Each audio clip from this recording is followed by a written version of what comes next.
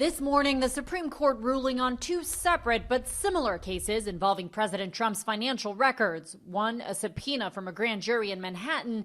The other, a subpoena from the House Ways and Means Committee. Both involve the same set of financial documents, including the president's tax returns. Today, the justices sending both cases back to the lower courts.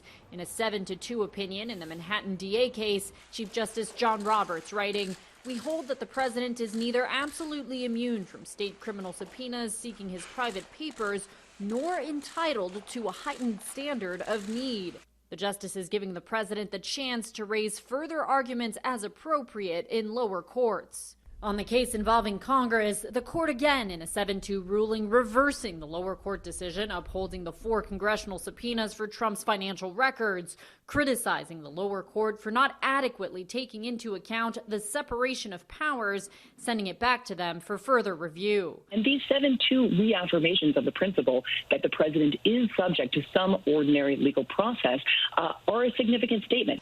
The president repeatedly claiming his returns are complicated and that he's being audited. I'll release them when the audit's completed. His lawyers arguing the president cannot be investigated while in office, but the IRS code stating that when requested, the Treasury Secretary shall turn over tax returns to certain congressional committees that have the oversight. The case testing the balance of power between the White House and Congress.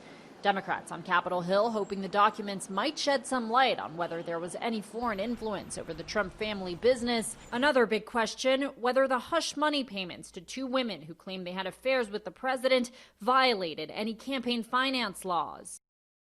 It now seems unlikely the president's tax returns will be made public before the November election. Inez de la Cuetara, ABC News, Washington.